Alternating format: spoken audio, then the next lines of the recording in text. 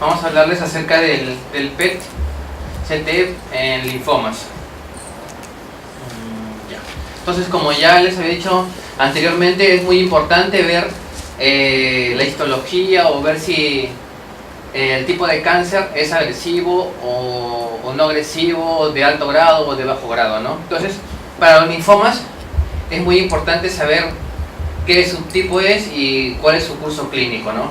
Como ya les dije, mientras más agresivo sea, mayor nivel de captación va a presentar, ¿no? Entonces ahí estamos marcando cuáles son los, digamos, los principales, que en todos, por ejemplo, en los linfomas de Hodgkin, en los clásicos, todos, más del 95% siempre son altamente captantes, o sea, ahí no puede haber ninguna duda. O sea, si no capta, realmente no es, así es simple. Para los casos del linfoma no Hodgkin, generalmente los de alto grado son los que captan más, mientras que los que son de bajo grado pueden captar algo o no, ¿no? Ahí hay un poquito ya más de, como que, más que pensar, digámoslo así, ¿no? Difuso de células B grande, esos siempre captan y son dentro de los linfomas los que más captan. Cuando hay sospecha de que un linfoma folicular se ha transformado en un difuso de células B grande, también, ¿no? Es particularmente en ese escenario que sirve el PET, ¿no? Que ayuda o direcciona al sitio de biopsia, ¿no? Es decir, tengo un paciente con un linfoma que le han biopsiado el cuello y sale, digamos, como que de bajo grado, pero yo le hago el PET para estadiaje y encuentro otras lesiones que captan mucho más.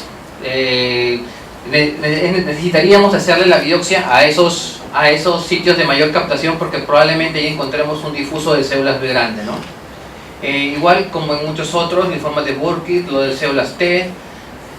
Para el linfoma primario del sistema nervioso central, igualito, es el de los que más captan y también es muy bueno para ahí.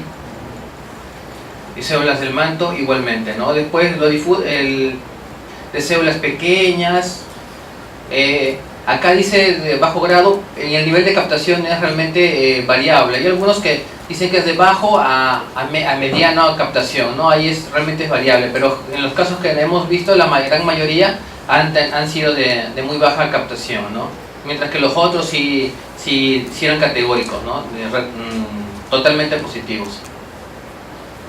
Entonces, aquí vemos cuáles son las indicaciones. Esta, como dice, 2012 todavía, ya estaba pasado. En ese entonces estaba aprobado obviamente para estadiaje, restadiaje. Se hablaba de un PET interín, es decir, en la evaluación a la respuesta después de 2 o 4 ciclos de quimioterapia, la evaluación al finalizar el tratamiento, inclusive para el seguimiento en ese entonces todavía no se pensaba. Ahora ya todo eso ha cambiado y como vamos a ver, les vamos a ir diciendo cuáles son digamos que las actuales, ¿no? Básicamente en lo que es seguimiento nomás ha cambiado un poco.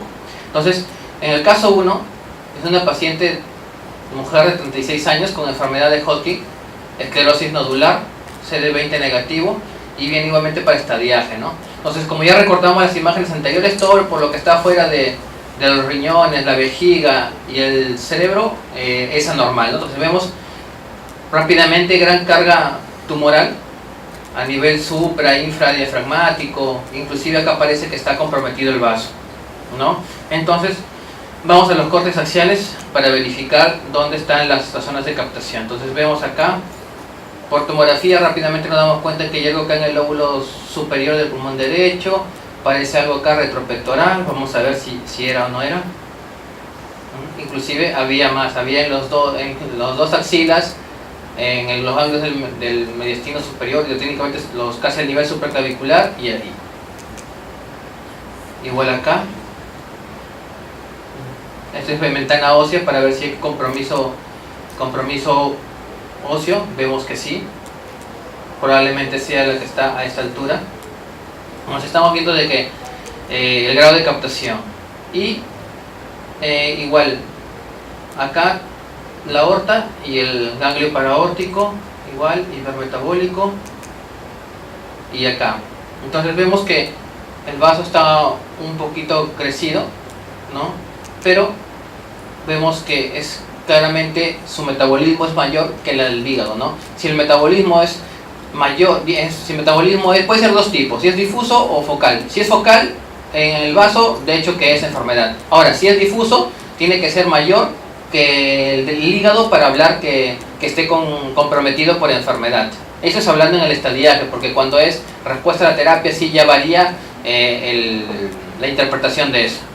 Entonces, como vemos, el PET tiene una alta sensibilidad, 90.3 en promedio, y una especificidad de 91.1, y aproximadamente en promedio cambia el manejo en 15% de los pacientes, ¿no? Eso fue en el estudio que mencionaba acá abajo, ¿no? Inclusive cambió hasta de 0 hasta 25%. Pero ya vemos como al ver un vaso casi normal en la tomografía, estamos viendo de que sí está comprometido por el linfoma. Entonces, ¿qué pasó con ese linfoma?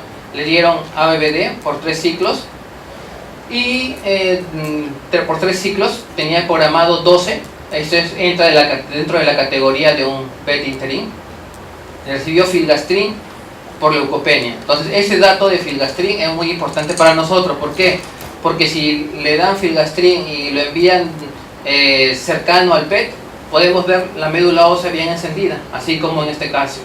Entonces, ya no le vamos a ayudar tanto en evaluar respuesta a nivel óseo, por el hecho de que el filgastrin estimula las colonias y vamos a ver una captación incrementada en toda la médula. Entonces ahí nos va a dificultar un poco. Entonces vemos, volviendo al caso, comparamos esta imagen con la anterior, vemos que está muchísimo mejor, casi no hay captaciones a nivel supra ni infradiafragmal, inclusive la del vaso, ya a esta altura no hay. Entonces lo vamos a chequear realmente en las imágenes axiales. Vemos cómo pasaron simplemente 3 ciclos y casi desapareció lo que había acá en el lóbulo superior del pulmón derecho. Los ganglios casi desaparecieron e inclusive la adenopatía que estaba a esta altura, ¿no? Y miren que el metabolismo, nada. Igualmente acá, ¿no? Estamos viendo cómo con tan solo 3 ciclos el PET ya evidencia cambios. Y acá el vaso, y acá podemos ver claramente cómo su nivel de metabolismo es diferente al del hígado, ¿no? Este está más amarillito, quiere decir que está como que más, capta más, pero este sí capta mucho menos en relación al hígado, ¿no? No porque capte más hacia el hígado quiere decir que esté comprometido, ojo, no. Ese es un nivel de captación, digamos, normal, solo que este está por debajo. Siempre el vaso debe estar por debajo del hígado. Y a nivel de la columna se ve una captación difusa en la columna, ¿no? Que eso probablemente sea por el filgastrin, no porque haya más enfermedad. Entonces, hay estudios que hablan sobre la sobrevida libre de progresión a los 2 años, ¿no? Por ejemplo, si el PET es negativo, tiene una sobrevida de 25%, pero si el PET después de 2 cursos de ABVD salía positivo, su sobrevida libre de progresión a los 2 años era 13%, ¿no? Entonces vemos que nos ayuda a dar evaluación, significado pronóstico, ¿no? Si el estudio sale negativo o positivo en la evaluación. Entonces este es otro caso, paciente de 37 años, linfoma de Hodgkin igualmente, la misma variedad. En la tomografía le dan quimio, radioterapia, permanece en controles en el 2002, recuerden, permanece en controles todo hasta septiembre del 2011. En septiembre del 2011 evidencian una sospecha de recurrencia a nivel ganglionar. El paciente estaba normal.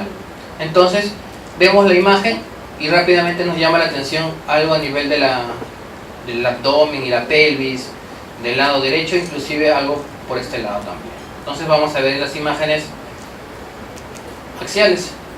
Entonces acá vemos que si somos bien, digamos, acuciosos, hay como que un engrosamiento acá no está muy bien definido, pero desde el punto de vista metabólico vemos que está incrementado el metabolismo, entonces probablemente, o es mejor dicho, recurrencia a nivel extraganglionar. Igual acá vemos algo a nivel paraórtico que era hipermetabólico, ¿no? Esta lesión que está acá, a la altura de los riñones, ahí, esta que está acá. Entonces, estamos viendo de que el PET ve enfermedad extraganglionar mucho mejor que la tomografía o que otros métodos diagnósticos, ¿no? Esta es otra vista. Vemos como hay compromiso de partes blandas. Igualmente en esta vista, ¿no? Entonces aquí vemos pues que el PET-CT es el estudio más sensible y preciso para detectar la enfermedad extraganglionar, ¿no? Muchísimo más que la tomografía. Entonces esa es otra de las ventajas del PET. Entonces, ¿qué pasó con ese paciente de ese linfoma de Hodgkin? Le dieron igual 3 ciclos hasta hace 20 días. Importante. Digamos que para el PET interín es necesario de que se realice, si es que lo solicitan, un día o 2 días previos antes del siguiente ciclo. Como vemos, los ciclos de ABD, si no me equivoco, son cada 21 días. Entonces es ideal hacerlo al día 20, al día 19, no el día 2 o 3 después de que terminaron la quimioterapia, por los cambios inflamatorios que se pueden dar. Entonces, para evitar eso, es mejor hacerlo antes del siguiente ciclo, un día o 2 días antes, ¿no? Porque pueden haber cambios inflamatorios que nos pueden llevar a falsos positivos.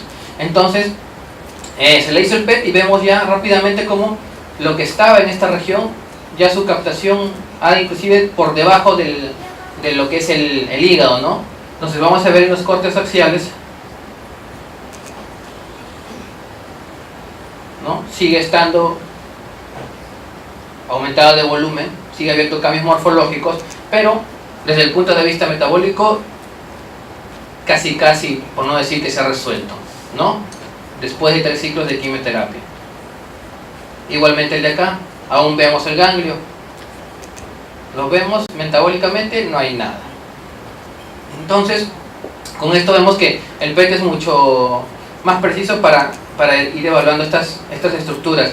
Y ahora ya en las últimas guías del NCCN ha aparecido lo que es los criterios de Lugano para ver o evaluar la respuesta al tratamiento en base usando PET, ¿no? Y basados en criterios de captación, ¿no? Si es por debajo del mediastino, entre el mediastino y el hígado, más que el hígado. Entonces son más herramientas en las cuales el PET ya está ingresando a tener, digamos, mayor importancia en el manejo de los pacientes con linfoma, ¿no? Igualmente, en el curso de los años va a pasar con cáncer de mama, cáncer de colon, pulmón, ¿no?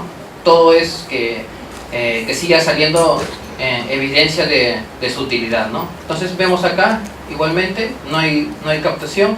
Entonces con esto vemos pues que el PET, la tasa de sobrevida libre de eventos a los 3 años para pacientes que tienen un PET positivo es 53%, mientras que si el PET sale negativo, como en este caso, su tasa de sobrevida libre de eventos a los 3 años es 90.5%, ¿no? Entonces, eso también igual como en el caso anterior, nos habla de un muy buen pronóstico si el estudio sale de estas características, ¿no? Sale negativo. Entonces, el paciente continuó su quimioterapia. Este ya es un PET para evaluar la respuesta al final del tratamiento. Entonces, como vemos, ya no va a variar mucho desde el punto de vista metabólico, tal vez desde el punto de vista morfológico, ¿no? Bueno, tampoco, porque si vemos acá el ganglio paraórtico sigue, pero desde el metabolismo no ha cambiado. Este ya es otro caso. Es una paciente de 39 años con linfoma no Hodgkin. Este ya es un no Hodgkin folicular G2, ¿no? Compromiso mediastinal y axilar por tomografía. La deshidrogenasa láctica en 298, beta 2 microglobulina casi normal, está dentro de lo normal. Entonces vemos acá rápidamente que hay compromiso claramente del vaso, ganglios por arriba, ganglios por abajo, lo vemos en los cortes axiales. Vemos acá un vaso que ningún radiólogo diría de que hay compromiso linfoproliferativo, pero como les dije, si su metabolismo es mayor que el hígado, obviamente eso está comprometido, ¿no? Entonces vemos acá que claramente está comprometido, no como en el otro, que así estaba un poquito crecido el vaso, pero no era, digamos, concluyente para decir que estaba comprometido, mientras que desde el punto de vista metabólico no necesitamos que haya una esplenomegalia para decir que está comprometido. La siguiente, igual, el ganglio el ganglio que está paraórtico. Y ya, entonces, y le hicieron a en este caso no le hicieron un PET interino a mitad del tratamiento. Ya lo hicieron al finalizar, ¿no? Después de que le dieron quimioterapia, rituximab, y ahí recién le hicieron el PET. Entonces vemos que obviamente respondió adecuadamente, no se ve nada patológico. Vemos como el vaso sigue del mismo tamaño, pero desde el punto de vista metabólico está mucho menos que el hígado, ¿no? Está bastante, bueno, menos que el hígado. El ganglio desapareció, el que estaba a nivel paraórtico.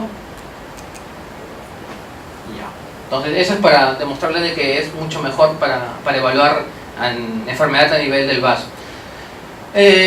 Otro paciente de 56 años, linfoma no Hodgkin. Este es un difuso de células B grandes, este es de los que más captan. Generalmente con los difusos de células B grandes su sub suele ser mayor de 10, generalmente. O nosotros le ponemos en el informe que es de alto grado cuando el sub sobrepasa generalmente el número 10. Entonces, ¿qué pasa? Le dieron quimioterapia, rituximab, en control, disminución del volumen tumoral, ¿no? Había un conglomerado retroperitoneal al estadiaje. Entonces, ¿qué pasó? Vemos rápidamente que nada nos llama la atención. Riñones, vejiga y no hay más.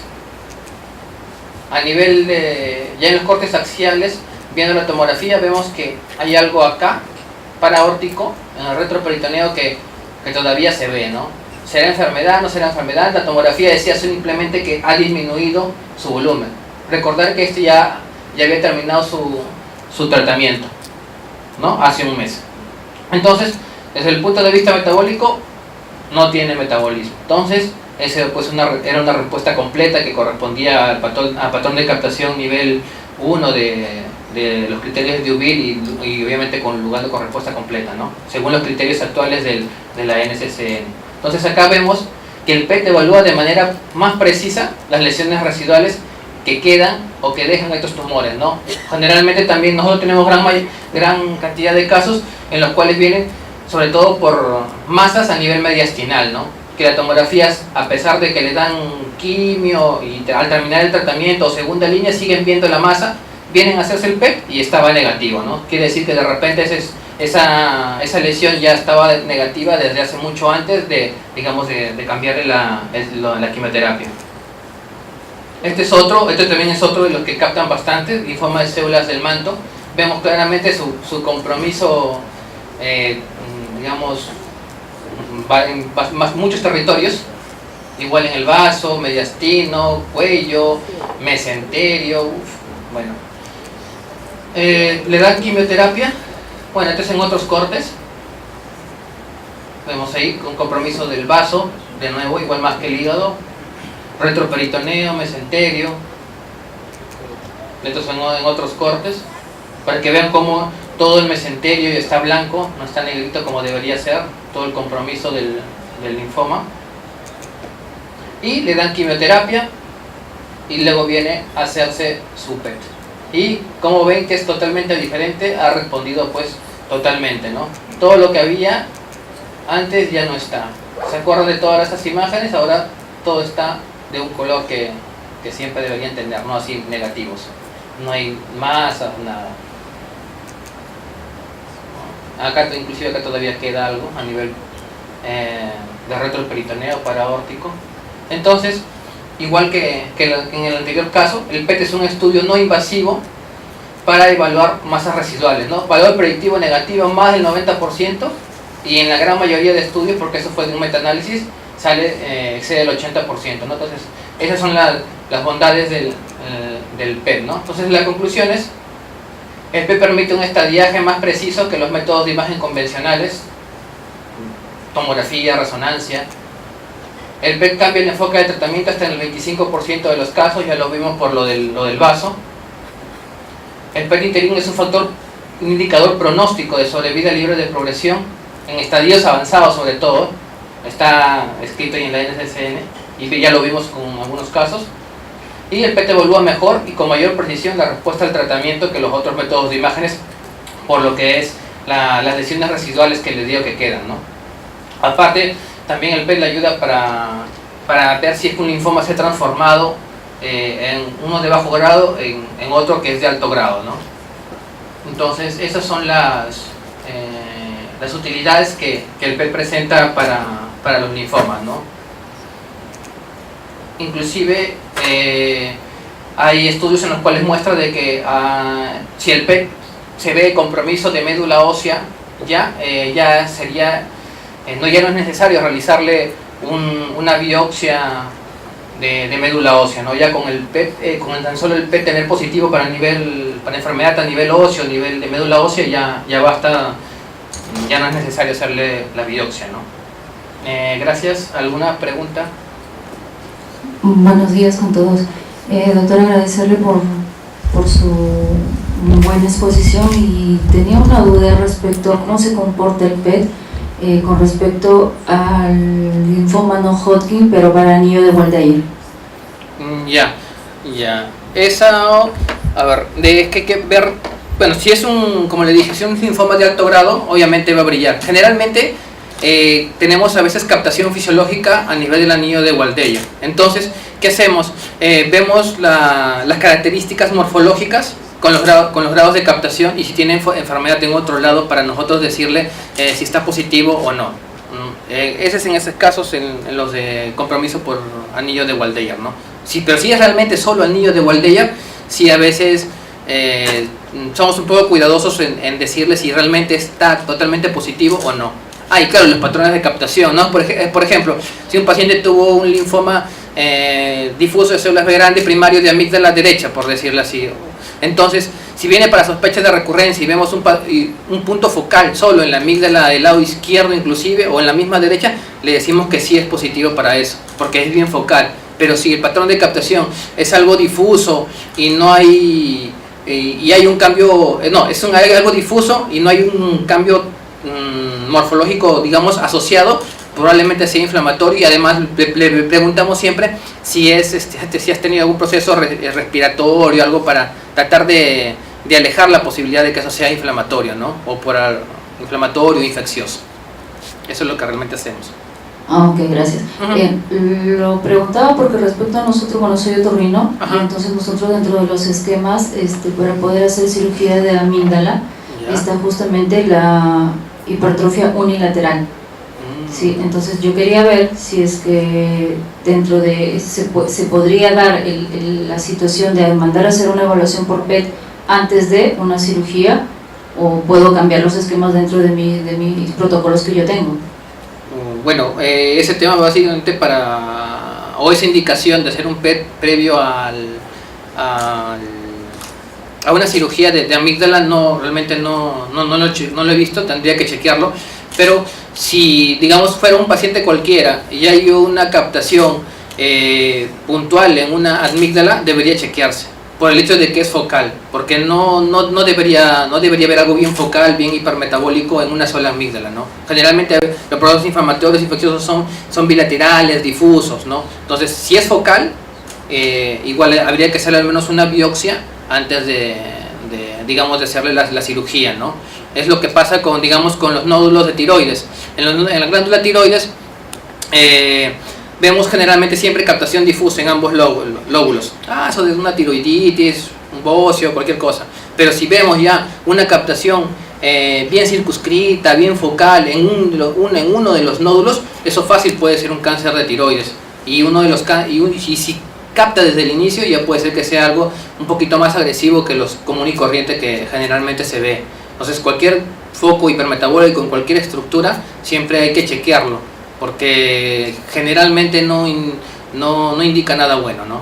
Siempre las captaciones focales. Okay, muchas gracias. Listo, de nada. Doctor, una pregunta. ¿Cuál sería el nivel de diferencia en relación al metabolismo en SUB? Ya. Para decir que es una lesión focal. Bueno, es que nosotros antes, al inicio cuando salió el PET, hablaban de un punto de corte, que decían que si era menor de 2.5 no era cáncer, y si era mayor de 2.5 sí era cáncer. Pero eso, con el transcurrir de los años, ya quedó de lado. Ya simplemente el parámetro del SUB es un parámetro cuantitativo que sirve a veces, algunos lo utilizan para cuantificar la respuesta, no se ha disminuido más del 30%, 40%, para eso. Pero como vemos en los linfomas, en los criterios de Lugano, no interesa cuánto ha disminuido el SUB, sino lo que interesa es ver la captación, si es mayor o menor que el mediastino o que el hígado. Ahí no vemos ningún parámetro del sub. Ya si eso no nos ayuda, las captaciones, ya entramos recién a ver cuál es el grado de variabilidad del sub, pero no el sub, digamos, no hay un valor que diga del sub, con este sub está negativo, con este sub está positivo. Tal vez para los de alto grado, que sabemos que siempre captan, tienen siempre sub altos, ¿no? Por decir, no, los difusos de células B grande, esos generalmente tienen un sub más de 10, pero puede ser que haya un difuso de células B grande con 8, con 7, con 6, ¿no? O sea, no quita que no sea de alto grado, ¿no? Pero cuando son más de 10, generalmente son de alto grado, el 99.9%, ¿no? Y cuando son así bien bajitos, también son lesiones de bajo grado, ¿no? No hay que tener eso siempre presente, ¿no? Ok, doctor, muchas gracias. Listo, gracias.